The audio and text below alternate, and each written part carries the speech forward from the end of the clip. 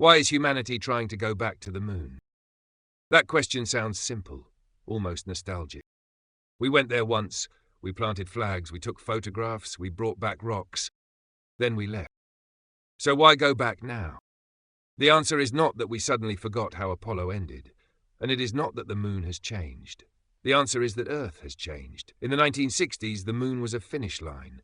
It was the place where two superpowers proved which system could move faster, build bigger rockets, and put human beings on another world first.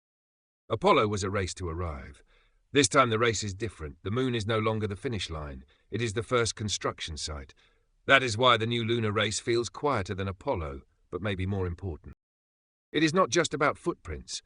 It is about power systems, landing pads, communications, rovers, habitats, mining experiments, fuel, supply chains, and who gets to write the rules before the first permanent infrastructure is built.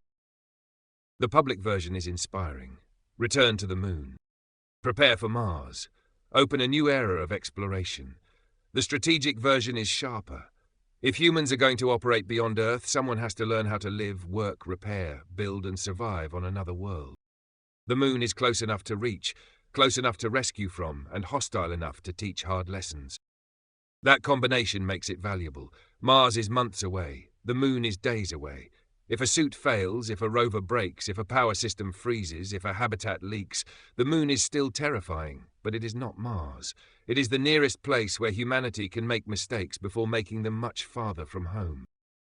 That is the first real reason to go back.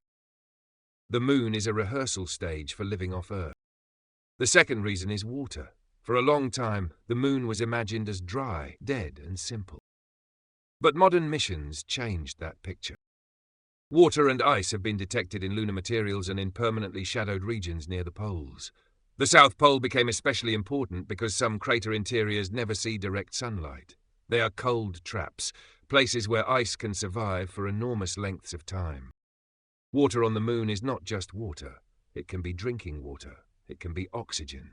It can become hydrogen and oxygen for rocket propellant if it can be mined, purified, stored and processed at scale. It can support agriculture experiments. It can support radiation shielding concepts. It can reduce how much mass must be launched from Earth. That last point is everything. Space is expensive because every kilogram has to climb out of Earth's gravity well. If future missions can use lunar resources, even partially, the economics change. Not magically, not immediately, but enough to make the moon a logistics problem instead of only a destination. This is why the lunar South Pole is suddenly central. It is not because it is prettier than Apollo's landing sites. It is because it may be useful. Useful is the dangerous word. Once a place becomes useful, countries start caring about access, maps, landing zones, communications, safety corridors, power, and ownership without calling it ownership. That is where the third reason appears. Geopolitics. The United States is building the Artemis ecosystem with NASA, commercial companies, and international partners. The Artemis Accords are not just inspirational language. They are a framework for how countries say they will behave around the moon. Transparency, interoperability, emergency assistance, deconfliction, and peaceful use. China and Russia are building a different lunar framework through the International Lunar Research Station, with stated plans for a South Pole station and a broader lunar infrastructure network. That does not mean lunar war is inevitable. The moon is not a simple military base. It is too far, too exposed, too expensive, and too difficult to hold like territory on Earth. But rules matter before the roads are built. Who maps the best polar sites first? Who lands near the most valuable illumination zones? Who controls the relay satellites? Who owns the first reliable surface power systems? Who defines what counts as interfering with another country's equipment? Those questions sound bureaucratic. They are not. They are the beginning of lunar politics. The fourth reason is commercial.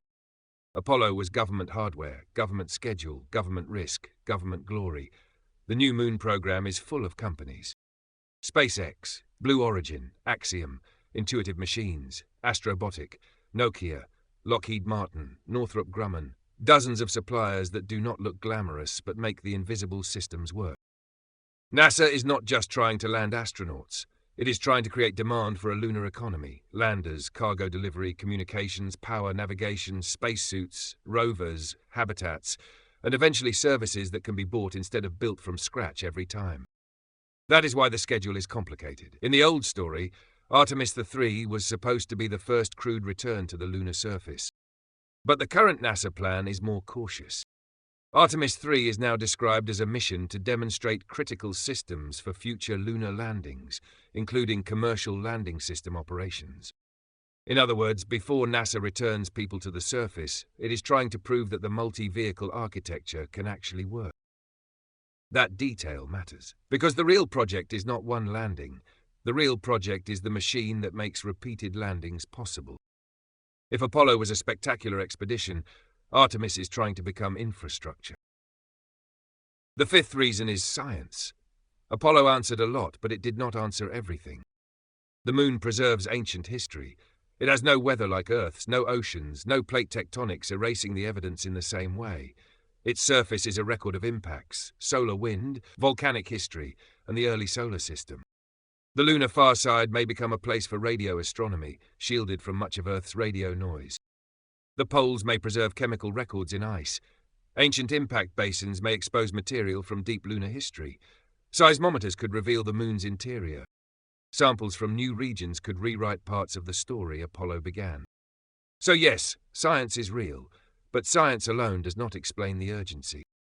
The urgency comes from the fact that science, industry, and national strategy all point to the same few places: the South Pole, permanent sunlight peaks, permanently shadowed craters, stable communications routes, surface power, landing safety.